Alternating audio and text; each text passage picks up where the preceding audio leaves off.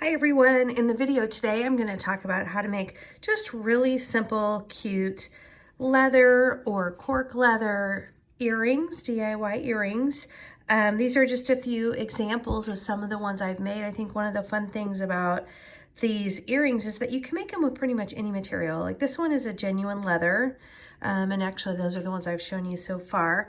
I've also made these with a genuine leather on the back and a cork material on the front.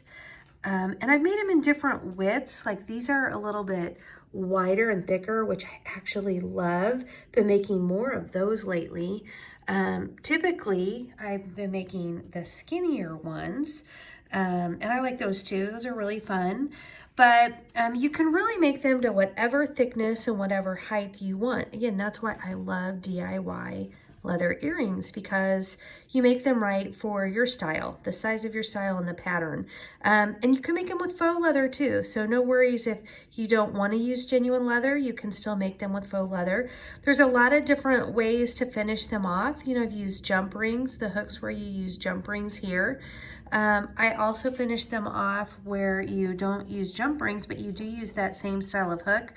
And you just punch your hole and you put it directly into that bottom area of your hook.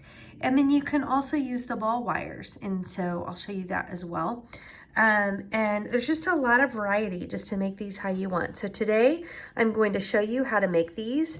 As I do that today, I'm going to be using genuine leather. Again, you can use faux leather, genuine leather, but I'm using this scrap leather that I have in this kit that I got on Amazon.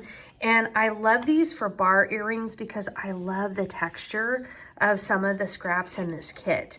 And so I can choose to kind of do the bigger or the smaller texture, but this is the one I'm gonna do for the video. I've done a lot of bar earrings with this scrap leather. If you've never used this before, it's kind of fun because you can get so many different patterns and just a little bit of each. Like even with this one scrap, I can make a lot of earrings from this one scrap.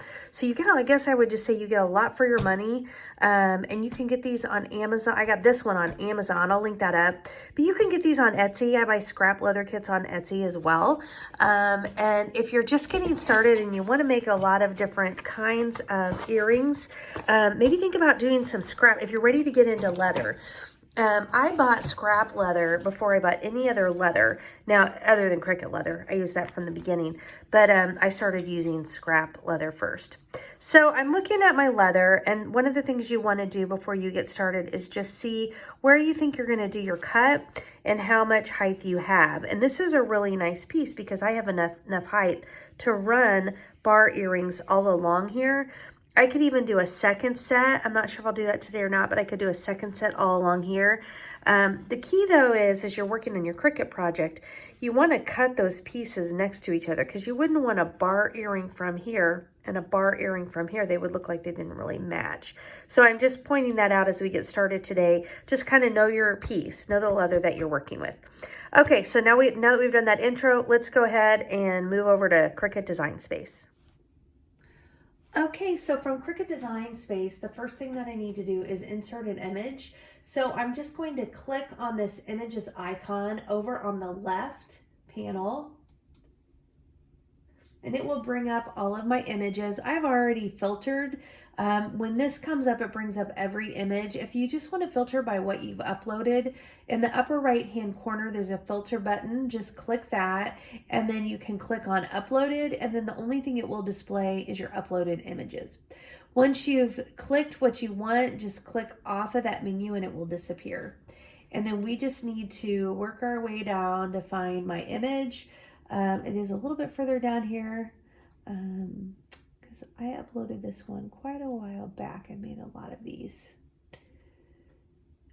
And this is my file right here.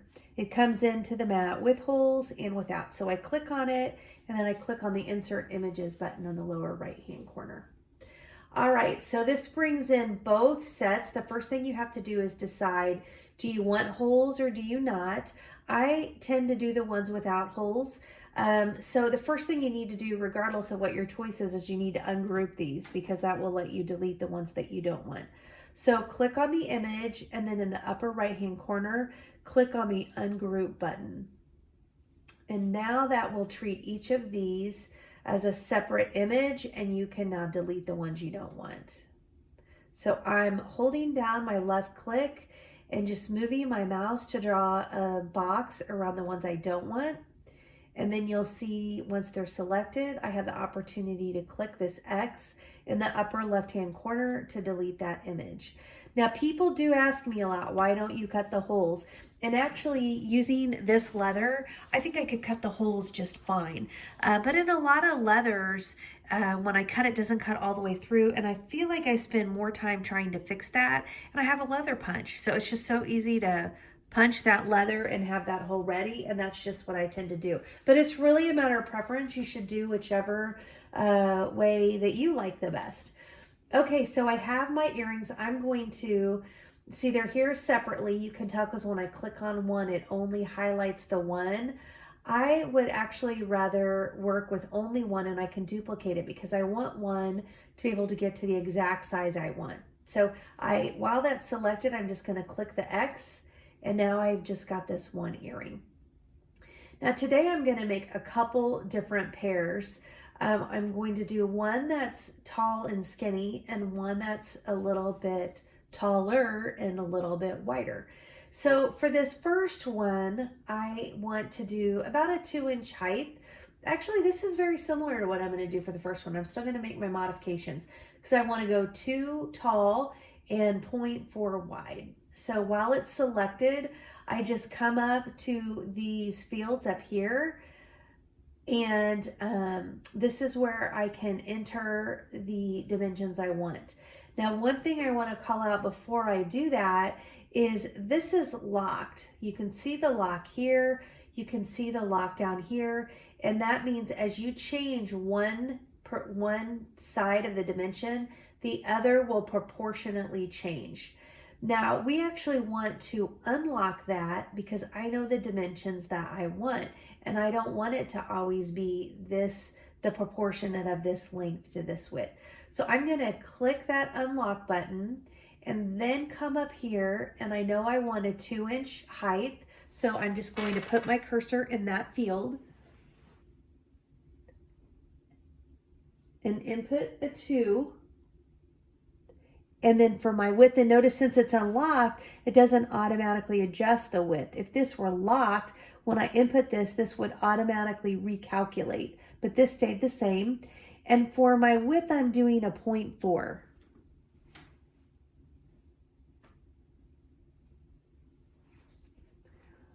And that's my first set of earrings. Okay, so now that I have that dimension how I want it, I'm going to click on that and then come over in the upper right hand corner and duplicate that. And now I've got the 2 earrings to the dimensions that I want. Now I'm going to go ahead and make a second set of earrings. So I want to click on that. I'm going to duplicate it so that I can use that to re-input my dimensions for my second earring. So I'm going to do the same thing. It looks like it is locked, so I'm going to unlock it and then come up here, and I want this one to be a little bit taller. I'm going to do 2.25.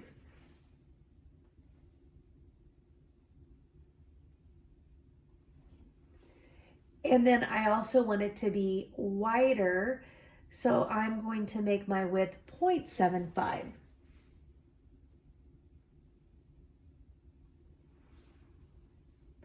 And make that wider earring that I showed you in the opening. And then now that I have that one done, I can duplicate that one. And I have my 2 sets of earrings that I'm going to cut on my leather. So that's it. It's pretty simple. And I do want to call out one thing. One of the things you'll notice on this template is these rounded corners. I like the little bit of a rounded corner. It's not a straight edge, but I don't want to fail to mention, if you don't want to get a template, and this is part of a bundle that I bought. It's an investment. It was a few dollars, and it has lots of different earring shapes. But if you don't want to do that, or you're just getting started, just come over here to the shapes menu, grab the square. It'll come in here. Again, the dimensions are locked, so you need to unlock it. And then you can do the same thing up here that we just did. I'll do 2.25.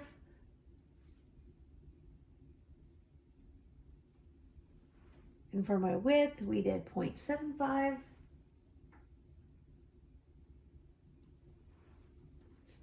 And you have pretty much the same thing you have over here without the rounded corners. And I've made a lot of earrings like this without the rounded corner too. So I just want to show you that if you've bought the bundle, I would, you can still make your own shape or use the bundle. But if you don't have the bundle, the shape works great for these earrings. So I'm not actually going to cut that one. So I'm just going to delete. And we are going to go ahead and send these to the cutting mat because we're ready to go. To do that, we just come up to the Make It button in the upper right-hand corner and click Make It. And you can see our leather appears on our mat. I always, as a matter of habit, will click the mirror button because anytime your material faces down, it's cutting in reverse, and we are going to be putting good side face down onto our mat. So I just do it as a practice. So I'm going to click the mirror button. And that's really all we need to do. I do want to call out, if you needed to move your leather on the mat, this is where you could do it. So for example, let's say you've been cutting a lot in this space and your mat's not as sticky. You can just take your mat and drag this down to wherever you need to cut it. This is the stage in which you can tell the Cricut exactly where on your mat you want these cuts to occur. I am actually going to have mine occur in the upper left-hand corner, so I can just leave those right here. So we can go ahead and click on the Continue button. Now, I am hooked up to my Maker today, but you can make these earrings on your Cricut Explorer or your Cricut Maker. We'll talk about that more in just a few minutes while we're cutting. And regardless of which material or which machine you have these options. So I can cut on genuine leather, metallic leather, shimmered leather, there's faux leather. These are all set up on my favorites. You can see favorites right here. If you're getting started, you may not have done that before. So instead of clicking it here, I'm going to go ahead and click it where you would click if you're just getting started. So click on your Browse All Materials menu. And then you can just scroll down, or you can search. I just scroll down. There's not that many things on this menu, although there's more on the Maker. I just scroll down to my leathers, and here's all of our options. Now, if you are using the Cricut Air 2 or the Cricut Explorer, you won't have all of these options, but you have a lot. So when I still use my Cricut Air or my Cricut Explorer all the time. This is the one I use the most if I'm not cutting genuine leather. On the Cricut Explorer, you have metallic leather, and Cricut Explorer and Air, you have genuine leather. And then you also have like a faux leather. So you can do great earrings on both machines. In fact, I've never cut, there's one of these, tooling leather. I've never actually cut on here. But the great thing about this is if you have thicker materials, this is really nice because you can get through those. I will say, it's one thing I love about my Maker is I can go a little bit thicker. Okay, so we are going to do genuine leather. So I'm clicking that. When you click it, you can see the X. If you are getting started, click that star over here so it will appear on your favorites menu. If you're going to be using it, it just makes it a lot easier. That's what this is it's just saying put it on my favorites. And then once you've selected your material, you click on the Done button in the lower right-hand corner. Now you will get some different alerts here. I love these. It just reminds you when you're cutting leather, you do need to make your star wheels are moved. We'll talk about that in a minute. And it is telling you, don't forget, you need to put in your deep cut blade. So I'm going to show you that as well. Before we head over to our machine, let's go ahead and get our leather onto our mat. If you're cutting a faux leather today, you'll be using the green standard grip mat. If you're using genuine leather, you want to be using the purple strong grip mat. and I put my material facing down. I've done it both ways. There are times that I've needed to put my material facing up, like if you're doing something to the top, like debossing, embossing, any of those kinds of things.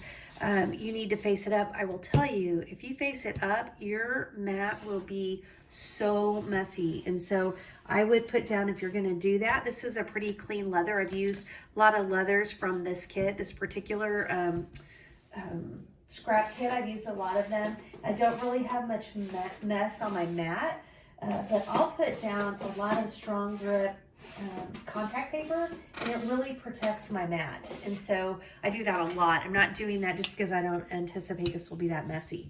I am using my Cricut brayer, and I'm not rolling the bottom because I'm only cutting along the top. The thing I love is I can see exactly also where my small ridges are. Remember, I was showing you kind of the difference, and I can see those run all the way down to 2. So what I can see here is when I get to those longer ones, I'm going to go beyond the 2, because remember, that's 2.25. But those were early on, and so those 2 will be cut right about in here, and those ridges go a little bit lower. So this just, I mean, just be cognizant to what you're cutting. And I'm probably overly picky about that. Some people might not even care. I'm just going to share with you what my thoughts are, whether they're right or wrong.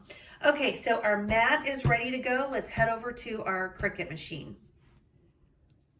Okay, so again, today I'm using my Maker. If you're using your Explorer or your Air 2, you'll see the steps are very similar. We all have star wheels.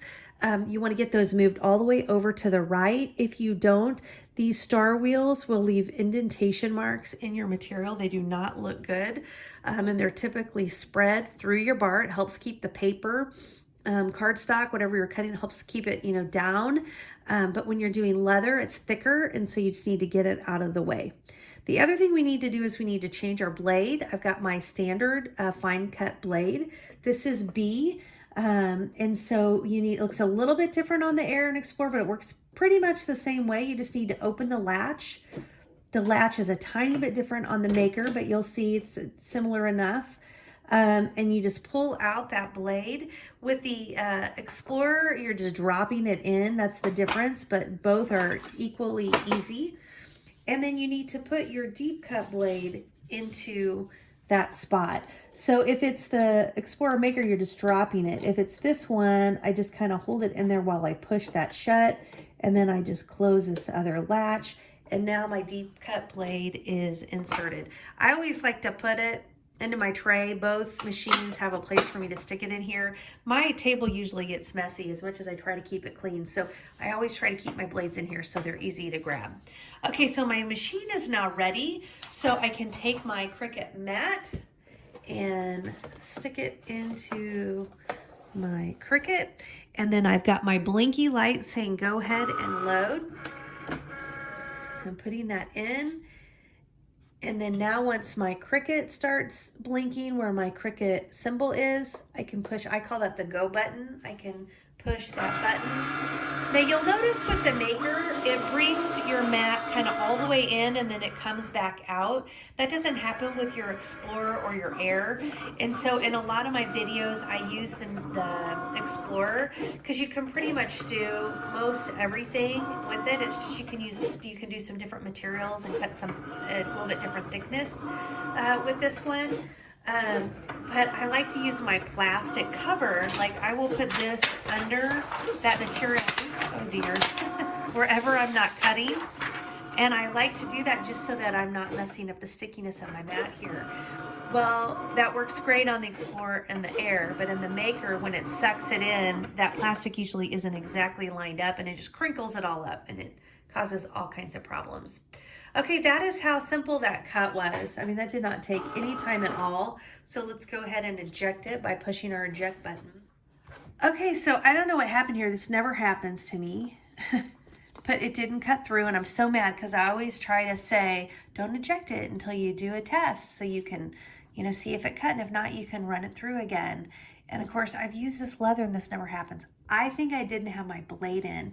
It didn't cut all the way through at all, so I am just going to send it through again.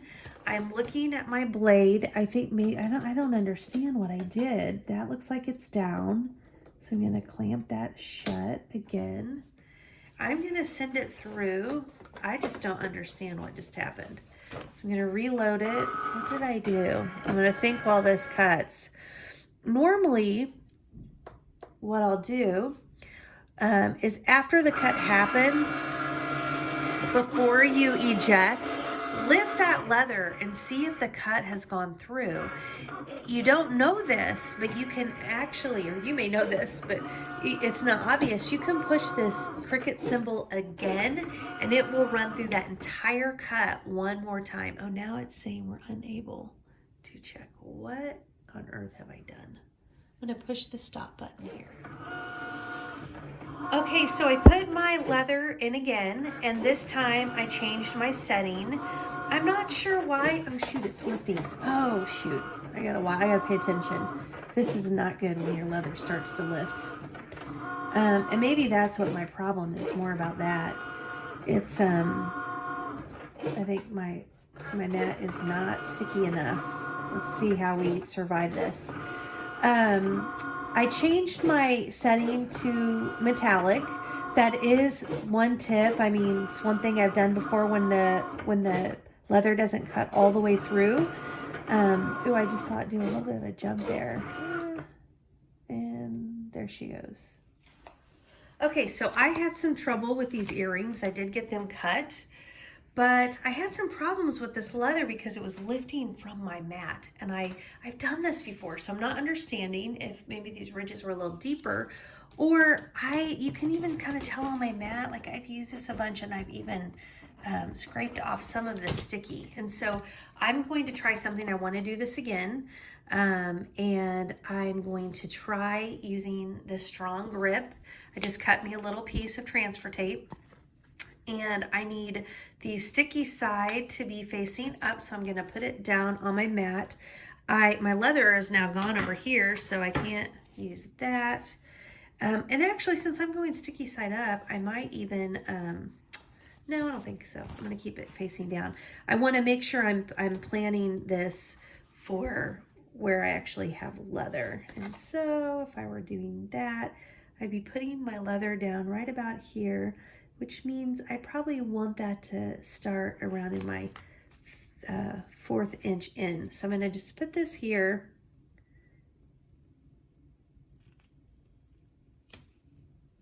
Onto my mat.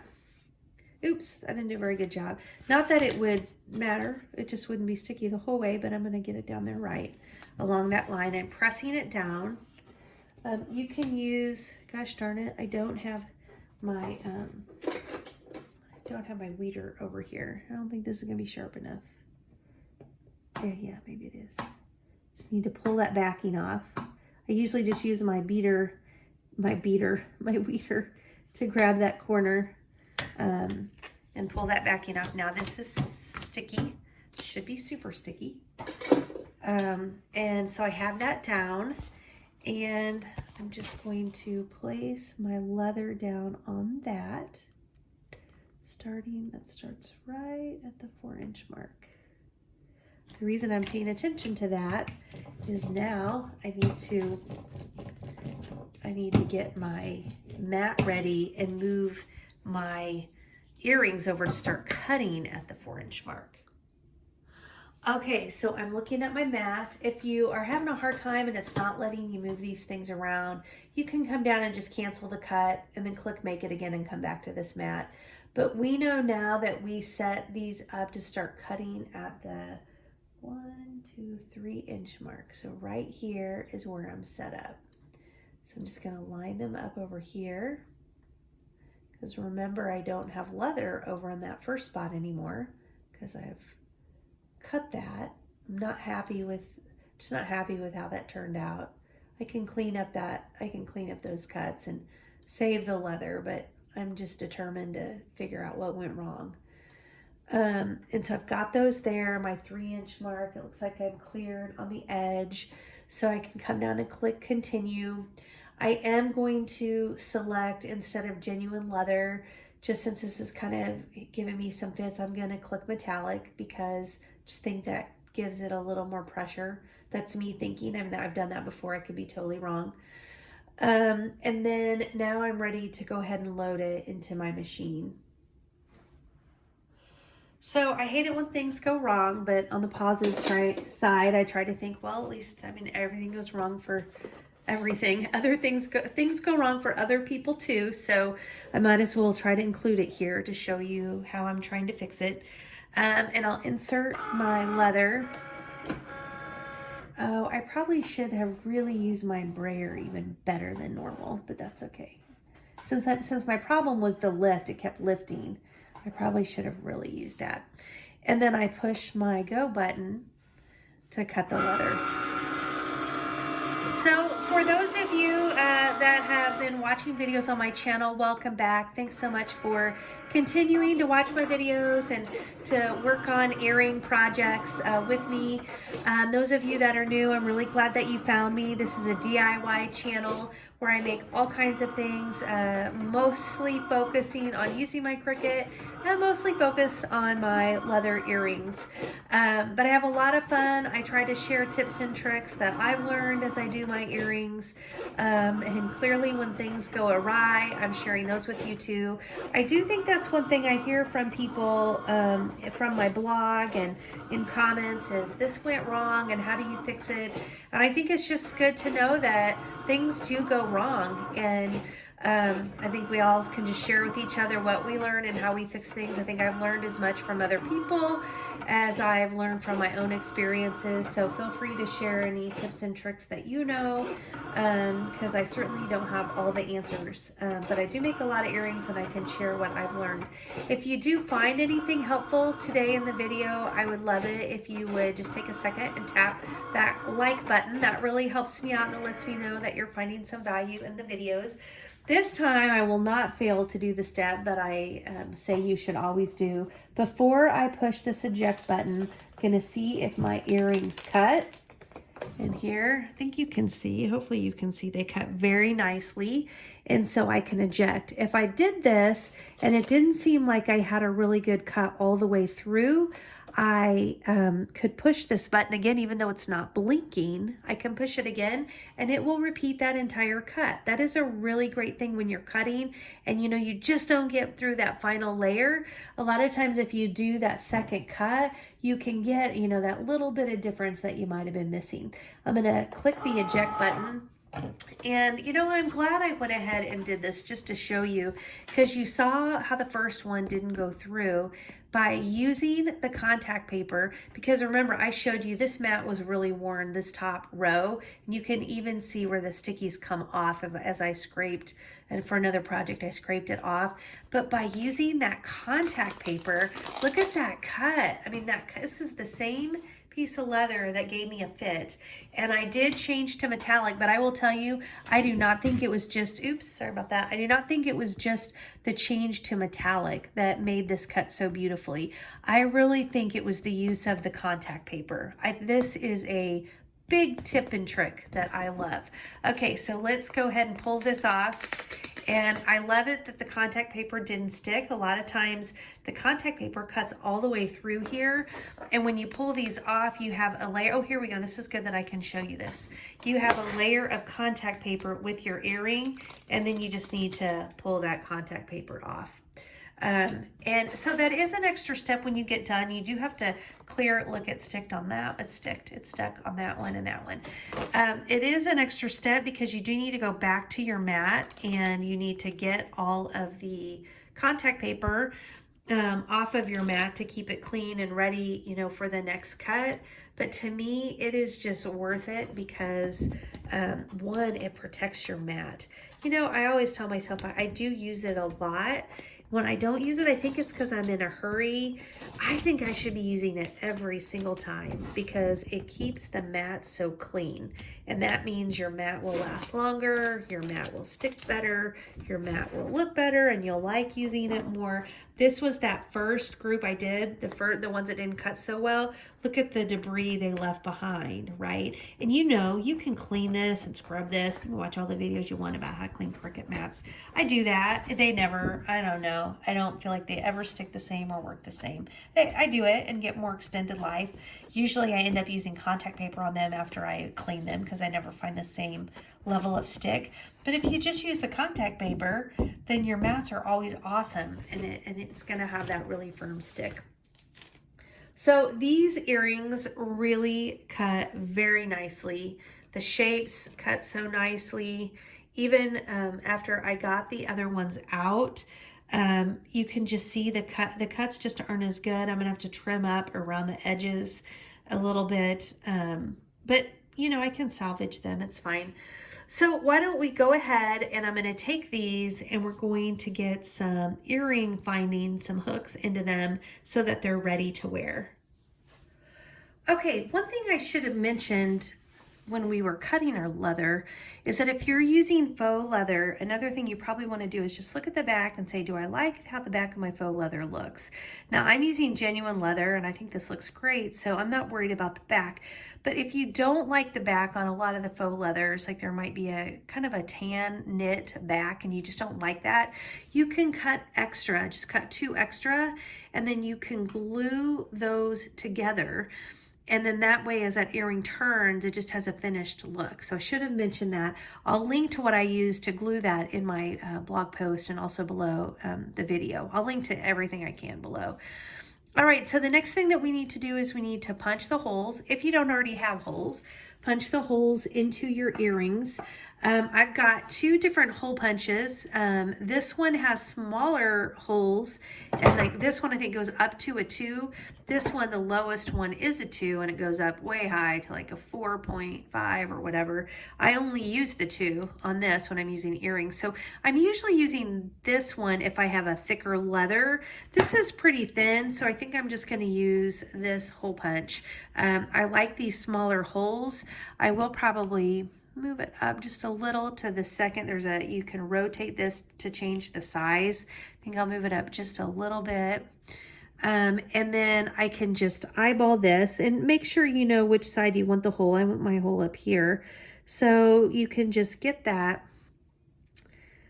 positioned right onto your leather earring where you want that hole, and then you just squeeze and it'll punch that hole right through. Trying to see if you can see the hole. Yep, you can see the hole there. Now, what I sometimes do is I'll line these 2 up and do that again, and that just puts the hole in the exact same place. I don't really think that's as important like when you're doing this with 2 earrings, because I think it's pretty easy to center that and you know where you put it towards the top. I think it's more important when you're doing split earrings, and so you're trying to attach bottom pieces and you want that to line up. But I'm doing it here just if that's something that makes you more comfortable in eyeballing it. Then I come back and I still do punch just the second one. It's almost like that's the template. It shows me where I'm punching. So I've got these 2 earrings and I'm ready to get them hooked. And there's a couple of different kinds of hooks. And since I have 2 earrings today, 2 pairs of earrings, I'm going to do 2 different kinds.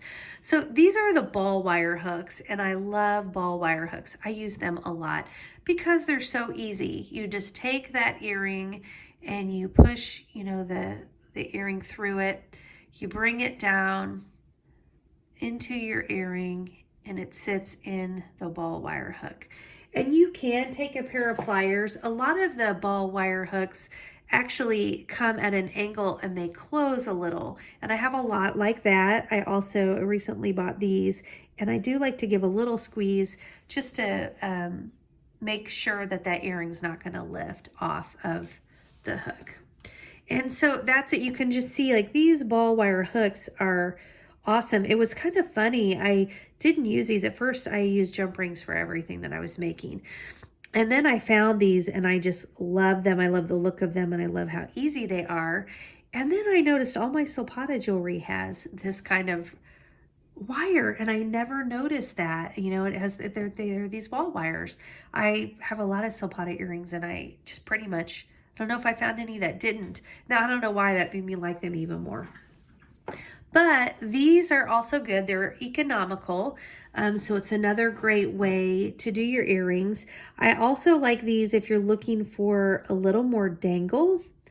If you're looking for a little more dangle in your earring, they give you that option, right? Because you can pick the size of jump rings that you want. You can put as many together as you want and kind of get that dangled effect, and your earrings can hang longer. Okay, so I've got these punched, and so let's talk about how you use jump rings. Now, I'm making it a little hard on myself because I'm using some teeny tiny ones and some bigger ones. The bigger one, these are a lot easier to use than these for my hands. My hands just probably don't work as well as most people. But when you're doing earrings, if you were to only use one jump ring, because of the way typically these loops are aligned with the point of your hook, if you were just to use one jump ring, most of the time your earring's going to be facing sideways. So I always put 2 jump rings on to make sure that when this earring hook is in my ear, that the earring is facing to the front. So that's why I have the second jump ring. And if you do 2 the same size, it's super easy, and that's usually what I do. And I probably should have, because I'm probably going to find myself struggling with this because these are so teeny tiny. The first thing that I want to do is I want to get a jump ring onto my hook and close it. And so when you're working with these jump rings, you want the crack to be the opening, whatever you would call it, to be at the top. And then you want to grab this jump ring on one side with your pliers facing up and down. I've got a great kit that I'll link below, super inexpensive, and it has, you know, your pliers, it has this jump ring tool, it actually has all kinds of hooks and jump rings. It even, I think, comes with leather. It's a really great starter kit. But you grab this, and using this jump ring tool, you put your jump ring in here, and then you turn it, either push it forward or pull it back, just slightly open it. All we're putting on here is the hook, so you really don't need it to open very much, right? Because now we've got the hook on here, and now I just need to close it back up. And I want it to close exactly, I want it to go in exactly where, to the position it was in. Don't want any cracks, otherwise that hook will come off. Now notice I pulled front to back to open this loop. That's really important. You don't want to open side to side or it's not going to close right. So always open your jump rings, kind of pushing front to back, not side to side, if that makes sense. Okay, so I'm going to open this one just a tad, get the other hook on, and I didn't do too bad. I was kind of worried because these are so teeny tiny, and actually I did all right. And push that back up, okay. And I look, and I see, okay, that is totally closed. Because if it's not totally closed, there's nothing worse than putting your earrings together in a meeting and your earring falls off and it's on your shoulder because your jump ring opened. Yeah, I can explain that because it's happened to me before. Okay, so I've got my hook with one jump ring. I'm going to take my bigger jump ring and I'm going to, I think this is a 4mm. I'm pretty sure this is a 4mm. I haven't looked lately. Take your pliers, face up and down, get your jump ring tool, pull it open, same exact way, only this time we are going to put our earring on. So slide our earring into our jump ring like that. And then we're going to put our hook on. And when we do that, we want to face our hook to the back and make sure we get that hook. So when the hook's in the earring faces front. I know that sounds obvious, but I know I'm not the only one who has made that mistake, and it's not a big deal. You just open up your jump ring and you redo it, but it's kind of nice to get it right the first time. And there we go. There is our earring on jump rings. Okay, so we'll open our other one.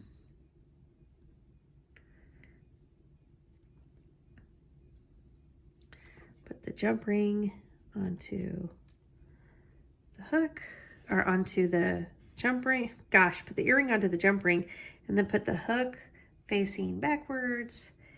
And then we can close that jump ring up. And there we go with our second earring. I am going to pull some jump rings out here because I've got some in bags. This will help me make sure I got the right size. Okay, so the bigger one that I was using here is the 6mm. And let's see if I have any smaller in bags. Try to always have extras. That'll help me at least know my sizes. Well, the smaller one has to be the 4mm. I don't think I have any in bags, but it has to be. So 6mm for the bigger one. Oh, here's the smaller ones. Okay, here's some smaller. So the smaller one I used is this size, and these are 4 mm's. So 6 mm's and 4 mm's. I a lot of times double up on the 6 mm's, but I think it's good for you to see. This is kind of what this can look like if you use, the reason I use the big one on the bottom is a lot of times you're trying to clear your hole. If I'm gonna dangle, I'd rather have the bigger one on the bottom because then I can punch my hole further down and then you're not worried about the leather breaking.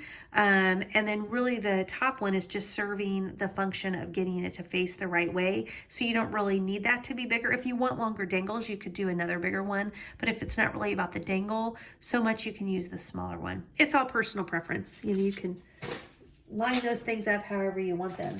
I even have these really big ones, but these I'm going to use, these are 9 mm's. I have another project planned for these that I'm excited about. Okay, there is one more thing that I want to show you, and that's something that I do when I'm working with genuine leather that really helps kind of control all of the flyaways. And I usually actually do this before I put the hooks on.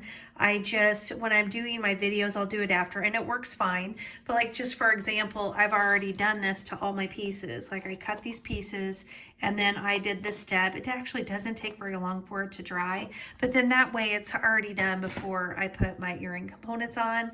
But it's not a big deal to do it later too. So basically I take this burnishing agent, I'll link this below, and I use a toothpick. I like these, they have like these little ridges in them and it just works so perfectly. Some people just use their finger and they'll pour some of this out on a plate. I just take my toothpick and I dip it into the burnishing agent, and you just run this along the side of your leather. And what this is going to do is it's just going to smooth those edges on your earrings. And it doesn't take that long. You know, I bet you'll spend an extra minute, you know, for every earring that you make, putting the smoothing agent along the edges. But I do think it makes them look better. And if you are ever making earrings where you're cutting shapes out of the middle, whether it's letters or like snowman or Christmas trees or shamrocks or, you know, whatever, hearts, whatever kind of earrings you're making, if you take this burnishing agent and you kind of smooth the leather all around the cutout, it just keeps those flyaways really smooth, and then it's just a much more distinct cut and you can see whatever that shape is. Now if you have a really messy cut, like this was actually a really nice cut. Also once I put it down, I take my finger just in case any came around to the front, and I just wipe that off with my finger.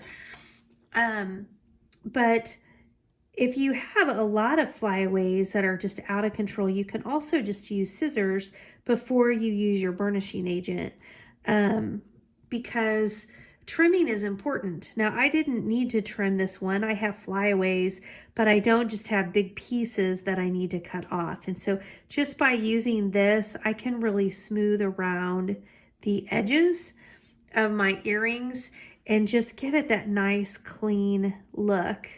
I'm going to turn it around so you can, and you can see here, even with my hooks, I can still get, or even with my, my earring hooks on the earrings, I can still get the top of mine just fine. It's really not a problem. I just like, as far as like doing the step, I kind of like to just get that step done when I'm cutting, after I cut a bunch of earrings, so that when I do the hooks, I'm not going back to do the step. So super simple thing to do. It's really inexpensive. I don't remember how much I paid for this jar, but I'm guessing it was, I don't know, $5 or something like that. And I've made hundreds and hundreds of earrings, and I'm still on my same jar. I mean, you just don't use it. I guess I haven't done hundreds. I'm trying to think how many I've probably done with this jar. I don't know. I made a lot of earrings and I've put this stuff on a lot of edges of them. You can use this also on faux. I've had people ask me if I ever use it on faux leather, and I actually do.